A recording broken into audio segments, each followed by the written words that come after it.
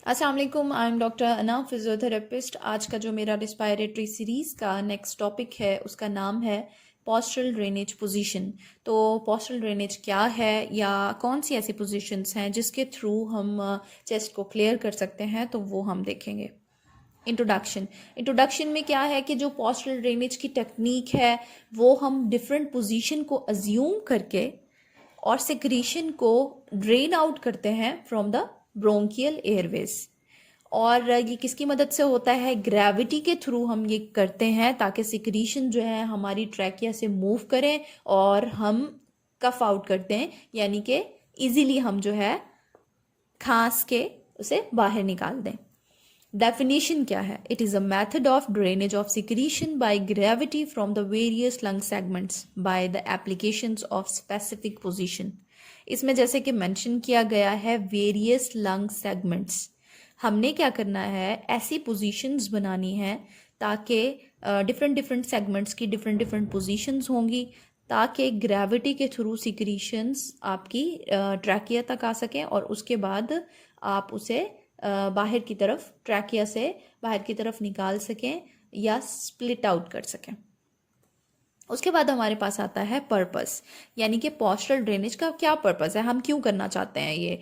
एक तो ये है कि हम मेंटेन करते हैं फुल एक्सपेंशन ऑफ लंग्स, यानी कि जो लंग का एक्सपेंशन है कि वो कोलैप्स ना हो या ऐसा कोई प्रॉब्लम ना आए या फेलियर की तरफ ना जाए।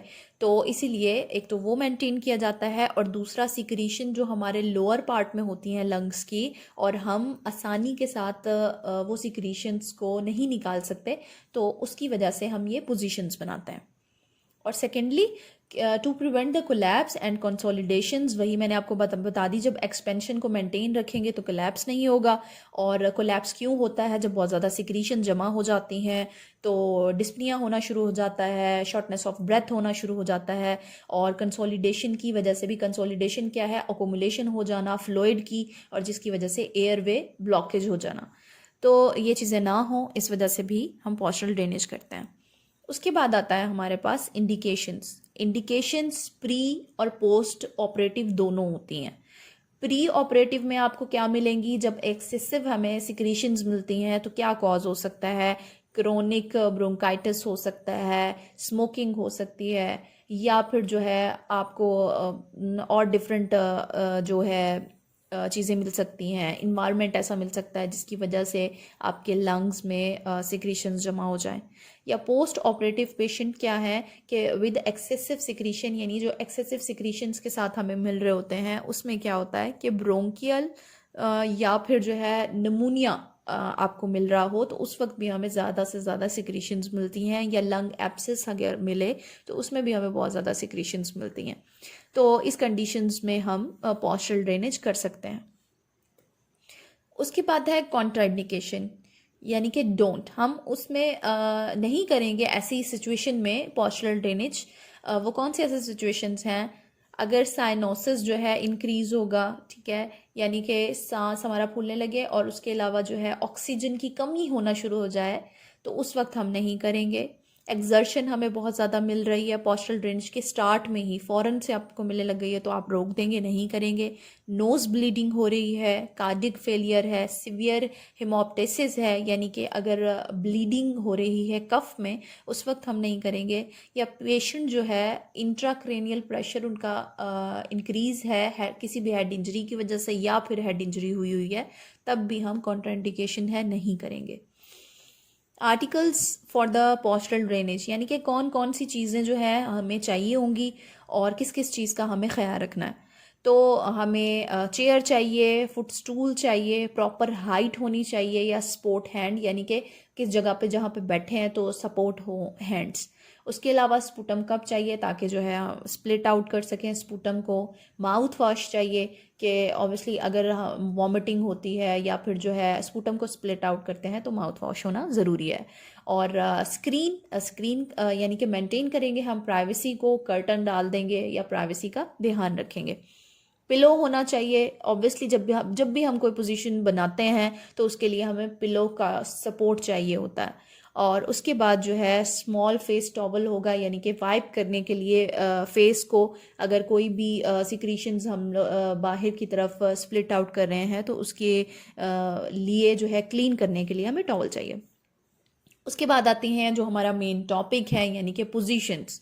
हमने ये बहुत गौर से समझिएगा, ये बहुत इम्पॉर्टेंट चीज़ है, क्योंकि जब भी आप आईसीयू में जा रहे हैं तो आपको एक अच्छी टारगेटिंग ट्रीटमेंट करने के लिए आपको पोजीशन लाजमी बनानी पड़ती है, ताकि पोजीशन बनाने के बाद हम वहाँ पे परकशन करें। परकशन करने के बाद जितना भी मटेरियल है या सिक्रीशंस हैं वो अच्छे से लंग से निकल सकें और आपका ट्रीटमेंट बेस्ट हो सके। तो ये आप गौर से देखिएगा। और जिसने मेरी एनेटमी की, जो लंग्स की एनेटमी है, उनका अभी लेक्चर नहीं देखा तो वो आप देख सकते हैं। मैंने एनेटमी का एक एक आपको चीज़ क्लियर बताई है कि कौन कौन से सेगमेंट हैं और किस तरीके से हैं, वो आप देख सकते हैं। तो चलें टॉपिक की तरफ आते हैं। सबसे पहले है अपर लोब अपाइकल सेगमेंट। तो अपर लोब में क्या होगा, क्या पोजीशन होगी? प्रोसीजर में हमने क्या करना है, लॉन्ग सिटिंग करनी है पेशेंट ने, और थेरेपिस्ट पेशेंट के बैक पे खड़ा होगा, सपोर्ट देनी है बैक को पिलो से, और जो बेड का जो काउच है या बेड है तो उससे बिल्कुल सपोर्ट देनी है, यानी सिटिंग पोजीशन में। और आपने परकशन अप्लाई करनी है अप साइड पे, यानी कि अपाइकल जो सेगमेंट है उस पे आपने परकशन अप्लाई करनी है क्लैविकल के ऊपर। और उसके बाद हमारे पास आता है सेकंड पोजीशन आपकी क्या होगी, पोस्टीरियल सेगमेंट, यानी कि पिछला जो सेगमेंट है हमारा अपर लोब का वो कौन सा होगा। तो आपने एच पे लेके आ जाना है पेशेंट को। पेशेंट की जो लेग्स हैं वो हैंग होंगी। उसके अलावा आपके जो पेशेंट के जो हैंड हैं वो भी हैंग होंगे। फॉरवर्ड हेड पोस्चर होगा पूरा, और पिलो पे पूरा का पूरा जो है फ्रंट पेशेंट का लीन होगा, और पीछे से हम जो है या थेरेपिस्ट पीछे से परकशन दे रहा होगा बैक पे, जो मस्कुलर एरिया है वहाँ पे। उसके बाद हमारे पास थर्ड पोजीशन आती है अपर लोब, यानी कि एंटीरियर सेगमेंट। एक पहले हमने अप सेगमेंट बताया, उसके बाद पोस्टीरियर बताया, अब हम एंटीरियर बता रहे हैं, यानी आगे की तरफ। आगे की तरफ जो होगा, एक पिलो जो है हेड के नीचे होगा और एक पिलो जो है टांगों के नीचे होगा।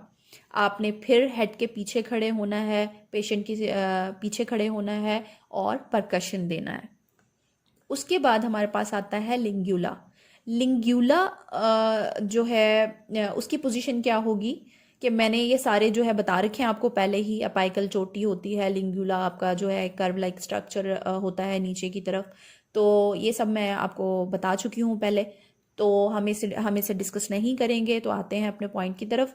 पोजीशन आपने कैसे बनानी है कि जितनी भी सिक्रीशंस हैं मिडल की, लोअर की, तो वो आहिस्ता आहिस्ता जो आपकी लोअर पोजीशन है वो अप होती जाएगी। ये आप हमेशा याद रखिएगा। तो आपने क्या करना है, थोड़ा सा हेड डाउन करना है, पिलो रखना है, हिप वाली साइड पे पिलो रखना है, और फुट वाली साइड पे 2 पिलो रख सकते हैं, ताकि थोड़ा सा टिल्ट हो नीचे की तरफ हेड वाली साइड पे। तो ये लिंगुला पोजीशन होगी। और उसके साथ साथ आप पहले साइड लाइन पे लेटेंगे और आहिस्ता आहिस्ता थोड़ा सा जो है आपने बैक की तरफ टर्न करना है, यानी थेरेपिस्ट की तरफ आपने थोड़ा सा टर्न करना है। तो ये एक बहुत अच्छा तरीका है कि पहले आप साइड लाइन पोजीशन में आए और उसके बाद थोड़ा सा जो है टर्न कर जाएं लेफ्ट साइड पे। उसके बाद हमारे पास आता है मिडल लोब। मिडल लोब में क्या करना है, मिडल लोब आपको पता है कि राइट साइड पे होगा, लेफ्ट साइड पे नहीं होगा। तो आपने जो पोजीशन बनानी है, साइड लाइन पोजीशन होगी आपकी। और कौन सी साइड पे होगी, नीचे वाली साइड कौन सी होगी, लेफ्ट साइड होगी। और अप साइड कौन सी होगी, राइट साइड होगी, क्योंकि हमने राइट साइड के मिडल लोब पे अप्लाई करनी है परकशन। तो आपने एक हाथ ऊपर कर लेना है और थोड़ी सी जो पोजीशन होगी वो आपकी टिल्ट होगी। साइड लाइन परफॉर्म करते हुए थोड़ा सा आपने सीधा हो जाना है, ठीक है। जब आप सीधा होगे या फिर आप टुवर्ड्स द बैक जाओगे तो इस तरीके से आपकी पोजीशन बनेगी और ये मिडल लोब होगा। उसके बाद हमारे पास आता है लोअर सेगमेंट। लोअर सेगमेंट में आपने अब ऑब्वियसली आपको पता है कि लोअर सेगमेंट जो है थोड़ा सा डाउन है, ट्रैकिया से थोड़ा नीचे है। तो आपने क्या करना है, जो लेग वाली साइड है उसे थोड़ा सा अप रखना है हर पोजीशन में, ताकि ट्रैकिया की तरफ मूव हो सके, और हेड को थोड़ा सा डाउन करना है। तो ये आप याद रखेंगे। तो इसमें पिलो कहाँ कहाँ होंगे, प्लेसमेंट क्या होगी पिलो की, हेड के नीचे पिलो होगा, ठीक है, और आपकी दोनों लेग्स के अंदर एक पिलो होगा जो नी वाली साइड पे होगा, और आपने जो फुट वाली साइड है यानी जो लोअर लेग हैं, आपने क्या करना है, उसके नीचे एज रखना है, या फिर आपने 2 पिलोज रख लेने हैं, ताकि नीचे की तरफ यानी ग्रेविटी की तरफ मूव हो, सिक्रीशंस और ट्रैकिया की तरफ आसानी से आ सके, और फिर परकशन देनी है। फिर उसके बाद आता है हमारे पास 7 जो टेक्निक है वो है लोअर लोब की ही पोस्टीरियर साइड पे, और बेजल सेगमेंट है। बेजल यानी कि जो बिल्कुल लोअर पार्ट होता है। तो आपको पता है जब पोस्टीरियर होगा तो आप बैक से करोगे, तो आपने प्रोन कर देना है पेशेंट को, उल्टा लिटा देना है। उसी तरीके से लोअर लेग के नीचे एज होगा, या फिर 2 पिलो होंगे, और बैली के नीचे या हिप वाली साइड पर या बैली के नीचे जो है ना, आपने पिलो रखना है, और एक हेड के नीचे पिलो रखना है, ताकि कंफर्टेबल पोजीशन हो। तो ये आपने करना है। और बेजल सेगमेंट जो एक एग्जैक्ट पॉइंट है बेजल सेगमेंट का, वहाँ पे परकशन देनी है। उसके बाद हमारे पास आता है लेटरल बेजल सेगमेंट, यानी आपने पोस्टीरियर साइड पे तो कर लिया, अब आप लेटरल करोगे। तो लेटरल हमेशा साइड लाइन में होगा, तो आप साइड लाइन पे जाएंगे, साइड लाइन पे वही दरमियान में अपने लेग्स के नीचे पिलो रखना है।